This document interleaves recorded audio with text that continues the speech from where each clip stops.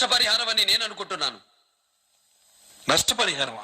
ఆయన వల్ల, ఆయన మనుషుల వల్ల సీతాపురం అనే గ్రామానికి నష్టం జరిగితే ఆ గ్రామంలో ఆయన ఆసుపత్రి కట్టించాడు, బడి కట్టించాడు, పేదలకు పక్క ఇళ్లు కట్టించాడు.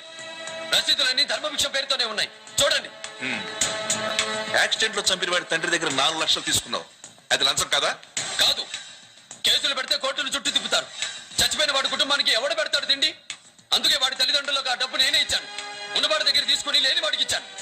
అది లంచం కాదు, నష్టపరిహారం. నువ్వు పోలీసులా ప్రవర్తించలేదు, తీవ్రవాదిలా ప్రజా కోర్టు నడుపుతూ చట్టాన్ని సట్టు మార్చినట్టు మారుస్తావా?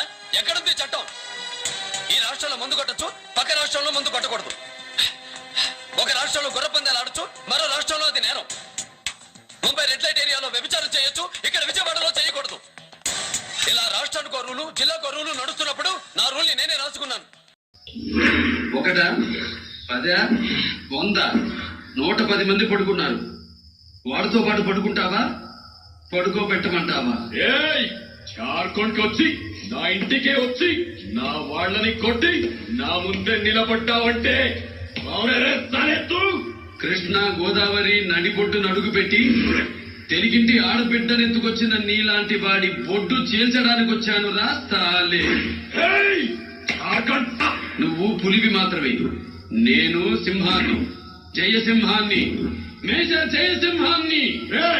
కొట్టు మాంసం తిన్న ఒళ్ళు రాయి, గొడ్డు కారం తిన్న బ్లడ్ రాయిది.